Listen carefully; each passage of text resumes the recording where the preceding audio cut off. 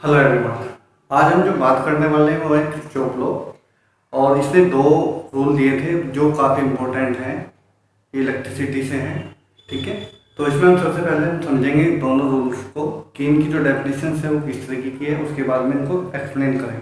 ठीक है, तो देखिए सबसे पहले जो है हमारा जो फर्स्ट रूल है वो है कि जितने भी जो algebraic sum of the all coming या meet meet meet at a point, जितनी भी करंट हमारी जो आई है किसी भी पॉइंट के ऊपर, उनका जो एल्जेब्रिक सम होगा वो जीरो होगा। ठीक है, पहला जो नियम है हमारा, एल्जेब्रिक सम क्या रहेगा? जीरो रहेगा। कब रहेगा? कि जितने भी इनकमिंग और आउटगोइंग जितने भी एक जंक्शन, जिसको हम जंक्शन लॉ भी कहते हैं, क्योंकि यहाँ पे जंक्शन जिसको हम बोलते हैं, ये आप डायग्राम बनाते हैं यहाँ पे, आप ऐसे देखें इसको, और ये करंट आ रही है और यहाँ से इस पॉइंट से जा रहे हैं। तो मान लो कि जो पॉइंट हमारा बना जिसपे मीट हुई है, सारी करंट आकर आपस में जॉइंट हुई है, उसको हम बोलते हैं जंक्शन। तो किरचॉफ का फर्स्ट लॉ भी है और जंक्शन लॉ भी है और किरचॉफ करंट लॉ भी है। तो तीनों में से कोई भी आप देखें तो एक ही है। ठीक है ना। तो मान लो कि यहाँ पे हमारी जो करंट आई है वो I1 आई है, और यहाँ पे जो करंट आई है वो I2, और यहाँ पे जो करंट आई है वो I3, और गई है, हमने मान लिया कि I4 गई है और I5 गई है। तो ये कहते हैं कि जितनी भी करंट इसमें आई और जितनी भी गई हैं उनका जो एल्जेब्रिक सम है वो क्या रहेगा? जीरो। तो सीधी सी बात है भी जितनी करंट आई है उतनी गई है ना वहां से। मान लो कि 10 एम्पीयर करंट आई तो 10 एम्पीयर की आउटपुट में मिली होगी ना। ऐसा तो हो नहीं सकता कि 10 में 11 की हो जाए या फिर 9 की हो जाए, राइट? तो करंट सेम रही होगी। तो उसमें कहते हैं कि देखो कैसे इस तरीके का रूल फॉलो होता है, जितनी आई है उनका सबका एल्जेब्रिक सम, डायरेक्शन का फेयर पड़ेगा, डायरेक्शन चेंज है, इनकमिंग की कुछ और डायरेक्शन है और आउटगोइंग की कुछ और। तो डायरेक्शन में हम देखेंगे I1 आने वाली थी, I2 भी आने वाली थी और I3 भी आने वाली थी। जो जाने वाली थी उसे हमने माइनस में लिख दिया, I4 सॉरी यहाँ पे माइनस I5। तो कहता है कि इनका जो सम है वो जीरो होगा, एल्जेब्रिक सम हो गया यहाँ पे और जीरो हो गया। तो ये इनकमिंग थी और ये दोनों आउटगोइंग थी। ठीक है, तो ये छोटा बिल्कुल रूल है, कोई दिक्कत नहीं है, इससे काफी न्यूमेरिकल सॉल्व होते हैं, इसको आपको लर्न कर लेना। ठीक है, तो जो सेकंड रूल है इसको वोल्टेज लॉ भी कहते हैं। जो सेकंड रूल है वो हमारा वोल्टेज लॉ भी है, किरचॉफ का सेकंड रूल भी है। ठीक है, इसमें क्या होता है कि जो पोटेंशियल डिफरेंस होता है पूरे भी जितने भी एलिमेंट सर्किट के अंदर लगे हुए हैं, किसी भी सर्किट के अंदर बहुत सारे एलिमेंट लगे हो सकते हैं, रेजिस्टेंस लगती है, वोल्ट मीटर लगता है, वोल्ट पोटेंशियल लगता है, ईएमएफ जो भी है, तो बहुत से कंपोनेंट उसमें लगे होते हैं। कहता है कि जितना भी उसमें पोटेंशियल गया होगा उन एलिमेंट का जो भी पोटेंशियल आ गया, ईएमएफ इंक्लूडिंग ईएमएफ, ठीक है, जितने भी सोर्स होंगे, तो उस पूरे क्लोज सर्किट के अंदर जो उनका सम होगा वो जीरो होगा। कंडीशन इसमें भी वही है कि क्लोज सर्किट होना चाहिए और पूरे क्लोज सर्किट के अंदर जो पोटेंशियल डिफरेंस हम लेंगे उनका जो सम होगा वो जीरो होगा। देखो इसमें छोटा डायग्राम होता है तो हम जरूर देखेंगे, अपनी डेफिनेशन नोट कर ली होंगी, काफी इजी है। चल देखते हैं कैसे, और ये फर्स्ट लो भी, ठीक है ना। तो आप देखते हैं कैसे ये काम करते हैं।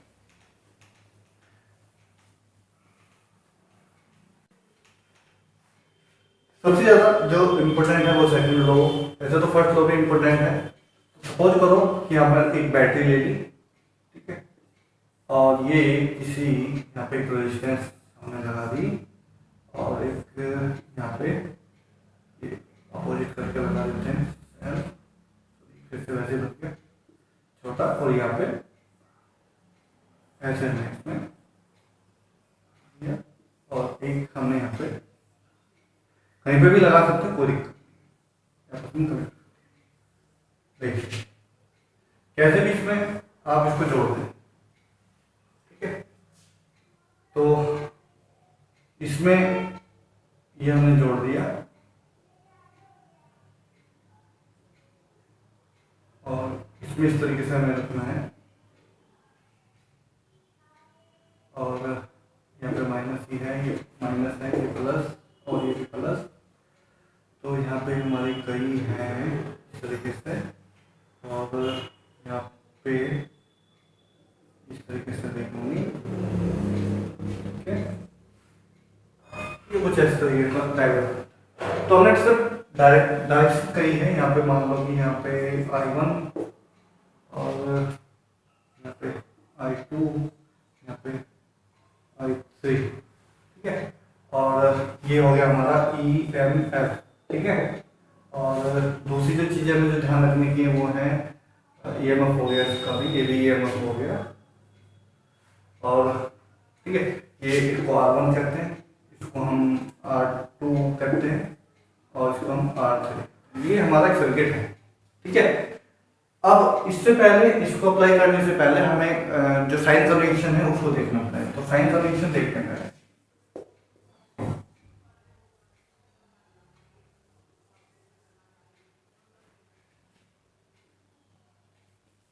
साइन कन्वेंशन देखते हैं। तो साइन कन्वेंशन में क्या है, इसमें जो चीजें हमें देखते हैं कि जैसे मान लो कि जो हमारा EMF है, जब आप पहला रूल जो भी है इसको पहले रूल कह देते हैं, साइन कन्वेंशन का रूल है कि जैसे हमारी करंट आ रही है, ठीक है, और हम भी इसी सर्किट में इसी तरीके से आ रहे हैं, मतलब हमारी जो ट्रेवल करने की जो डायरेक्शन है और जो करंट की जो जाने की जो डायरेक्शन है बहुत आता से हम जो पोटेंशियल की वैल्यू लाएंगे वो निगेटिव में लगेगी, ठीक है। यहाँ पे भी छोटा सा एक डायग्राम, ये इसमें हमारी करंट जा रही है और हम भी ऐसे ट्रेवल कर रहे हैं, ये हमारी ट्रेवल की है, ठीक है, ये करंट की डायरेक्शन है। तब हम निगेटिव लेंगे, ठीक है, जो पोटेंशियल लेंगे मतलब V की जो वैल्यू लेंगे वो निगेटिव लेंगे, ठीक है। जो भी हमारा पोटेंशियल डिफरेंस होगा निगेटिव लाएंगे। और अगर इसका अपोजिट होता, मीन्स आपने ये एरो लगाई, आप इसके अपोजिट जा रहे हैं, तब वैल्यू आप पॉजिटिव लेंगे, इसकी वैल्यू पॉजिटिव लेंगे V की। तो ये साइन कन्वेंशन बिल्कुल अच्छे से देखने हैं क्योंकि इनके बिना इसमें कुछ भी संभव नहीं है, ठीक है। तो इनको ज़्यादा देखेंगे।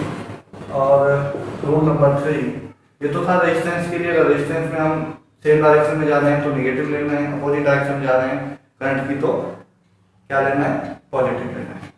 अब टर्मिनल होते हैं बैटरी के अंदर, एक पॉजिटिव होता है, ठीक है, और एक निगेटिव। अगर हम कैसे जा रहे हैं, टर्मिनल पॉजिटिव टू निगेटिव जा रहे हैं, तब हमें निगेटिव EMF लेना है। तब EMF कैसा लेना है, नेगेटिव लेना है। तो जो चौथा रूल है और फाइनल रूल है इसका, और निगेटिव टर्मिनल से या फिर पॉजिटिव टर्मिनल पे जाएंगे। जब निगेटिव से पॉजिटिव टर्मिनल पे जा रहे हैं तब हमें इसको लेना है पॉजिटिव, ठीक है जी। तो क्या लेना है, हमें इसको पॉजिटिव लेना है। ये कॉन्सेप्ट इतना अच्छा है कि इसको आपको याद रखना पड़ेगा और याद रख के इसको अप्लाई करना है ताकि आप इससे बहुत सारी प्रॉब्लम को सोल्व कर पाए। जैसे आप व्हीटस्टोन ब्रिज आप पढ़ेंगे इसके बाद, तो उसमें पूरा आपका ये एप्लीकेशन है किरचॉफ लॉ की। तो व्हीटस्टोन ब्रिज के बारे में हम पढ़ेंगे, पूरे एप्लीकेशन इसके बेस पे है और इसी से हम सोल्व करने वाले हैं, ठीक है। तो देखिए, चलो अब इसका हम लगाते हैं, इसका नाम लिखते हैं, आर्म का नाम लिखते हैं ABCDE और F, ठीक है जी। तो कुछ भी हमने इसमें नाम दे दिया, कोई दिक्कत नहीं है, कैसे भी हम इसको अप्लाई करें। किरचॉफ को एंटी क्लॉकवाइज लगाएं या क्लॉकवाइज लगाएं, इससे कोई फर्क पड़ने वाला नहीं है, ठीक है जी। किसी भी क्लोज लूप में लगाना है क्योंकि हमारा जो सेकंड लॉ है वो लॉ के नाम से भी जाना जाता है। तो हमने इसमें लगाया सबसे पहले कैसा, ध्यान से देखते जाना। देखो बिल्कुल ये रूल हमने लिख दिए और इनको ही हम अप्लाई करेंगे। आपको भी ऐसे करें, कहीं से भी शुरू करो। तो किस लूप में लगाना है, हमने लूप का नाम जरूर लिखेंगे, ABCF। सबसे पहले फर्स्ट लूप ABCF, इसमें हम अप्लाई करें, ठीक है। डायग्राम को देखते जाना, ए से शुरू करते हैं, ए से बी करते हैं, पॉजिटिव टू नेगेटिव है, ठीक है, पॉजिटिव टू नेगेटिव है। तब इसके अगर मैं E1 मानता हूँ इसकी वैल्यू और इसकी वैल्यू को E2 मानता हूँ, ठीक है, तो इसकी वैल्यू क्या हो जाएगी, E1, वो भी खाएंगी माइनस कर दिया, ठीक है ना, माइनस की होगी। अब उसके बाद में यहाँ पे हम आ गए, उसके बाद हम यहाँ पे जाएंगे अंदर, यहाँ पे दूसरी करंट है I3 और ये अपोजिट है हमारी डायरेक्शन क्योंकि हम ऐसे जा रहे हैं, होगी अपोजिट, तो यहाँ पे प्लस आएगा I3 और R3 ये दोनों पॉजिटिव आएंगे। और यहाँ पे भी हमारी जो करंट है वो I1 है और हमारी जो डायरेक्शन है वो A की ओर है, तो ये कैसे होगी माइनस में, तो हमें ऐसे चल रहा है, ठीक है। यहाँ गई, यहाँ गई, यहाँ गई और फिर यहाँ गई। तो उसके बाद में हमारी जो ये भी डायरेक्शन ये भी हमारी अपोजिट है, तो अपोजिट होने की वजह से ये भी हमारी निगेटिव है, क्योंकि हमारे रूल में क्या है, तो अपोजिट जाना है तो प्लस लेंगे, क्योंकि यहाँ पे I1 और यहाँ पे R2 और सम इनका क्या होना था 0। तो ये हमारा एक रूल था और जो हमने इसमें अप्लाई कर दिया, ठीक है, पूरा साइन कन्वेंशन हमने इसमें अप्लाई कर दिया। दूसरी चीज जो हमें ध्यान रखने की है, ठीक है ना, जो ये तो हमें पता ही है ना कि पोटेंशियल होता है V इक्वल टू क्या होता है, ऑन फ्लो होता है IR, ठीक है ना। तो पोटेंशियल डिफरेंस हमने निकाल दिया, तो ये भी पोटेंशियल डिफरेंस होना, ठीक है, जो इसकी करंट आ रही होगी यहाँ पे आसपास में, तो हमारा क्या बन जाएगा, ये बन जाएगा। एक चीज और रह गई, ये ध्यान दीजिए आपने, ये यहाँ पे गए पॉजिटिव टू निगेटिव, यहाँ पे भी गए थे, पॉजिटिव से निगेटिव यहाँ पे भी गए थे, तो ये जो है एक टर्म और आ जाएगी -E2 और E2 भी आएगा, ठीक है ना। ये हमारा एक पहली इक्वेशन होगी, ठीक। इस तरीके से सॉल्व करनी है हमें इक्वेशन, यहाँ पे तो कोई वैल्यू नहीं है पर हमें वहाँ पे वैल्यू मिलेगी और उनको हम सोल्व कर पाएंगे, और कोई भी जो रेजिस्टेंस है या करंट है किसी की वैल्यू को फाइंड आउट कर पाएंगे, ठीक है, न्यूमेरिकल्स के लिए। उसके बाद हमने दूसरा लिया कि जो लूप हमने लेना है वो है C D E F C, ये A तक चलता है, ठीक है ना। तो यहाँ पे हम देखेंगे तो C से किस पे गए हैं, स्मॉल ले लेंगे यहाँ पे विशाल है, ठीक है। तो C इस पे गए, यहाँ पे I2 है, ठीक है ना, यहाँ पे I2 है, I2 की जो डायरेक्शन है और हमारी जो चलने की डायरेक्शन है दोनों क्या है, एक दूसरे के अपोजिट है, तो अपोजिट है तो हम इसमें हम लेंगे पॉजिटिव, ठीक है, पॉजिटिव। उसके बाद यहाँ पे गए हम इस पे सोर्स पे या सेल पे गए, तो सेल भी हमारा निगेटिव टू पॉजिटिव हमें जाना पड़ रहा है, तो निगेटिव टू पॉजिटिव जैसे हम गए, सेल किस में हो गया, पॉजिटिव में हो गया, तो यहाँ पे E2 पॉजिटिव में हो गया। उसके बाद में जो R3 है या I3 है, ये किस में है, सेम डायरेक्शन में, तो ये हमारा हो जाएगा माइनस, ठीक है, और सम तो हमारा इक्वल टू 0 होना ही है। तो ये हो गया हमारा, ठीक है। तो बिल्कुल एकदम इजी है, तो आपको सिर्फ कैसे करना था, आप पहले ऐसे गए, आपने देखा यहाँ पे अपोजिट है, आपका पोटेंशियल पॉजिटिव हो गया, यहाँ पे भी निगेटिव टू पॉजिटिव जाना है, तो निगेटिव टू पॉजिटिव जैसे ही हम गए, जब भी हमें निगेटिव टू पॉजिटिव दिखता है तभी हम पॉजिटिव लेंगे, और जब हमें यहाँ पे क्या दिखा इस वाली लाइन में R3 के लिए और I3 के लिए सेम डायरेक्शन दिखी, तो सेम डायरेक्शन दिखी तो इसका मतलब हमारे यहाँ पे जो पोटेंशियल होगा वो क्या होगा, नेगेटिव होगा। तो इससे हमारी दो इक्वेशन बनेगी जिनको आप सोल्व करेंगे, यानी बहुत सारी वैल्यू इसमें पता होंगी जिससे R की, इनकी, तो किसी की भी वैल्यू को आप फाइंड आउट कर सकेंगे। तो आगे हम देखेंगे इसको सोल्व करेंगे इन इक्वेशंस को कि जिसमें हमारी वैल्यू मिली होगी उसको कैसे हम न्यूमेरिकल सोल्व कर सकते हैं, ठीक है ना। तो फिलहाल तो हम ये इस रूल बताने थे कैसे रूल अप्लाई होंगे, इनको आप रूल को याद रखेंगे ताकि जो नेक्स्ट जो टॉपिक है जिसमें हम डिस्कस करने वाले हैं व्हीटस्टोन ब्रिज, उसको आप अच्छे से समझ पाएँ, ठीक है।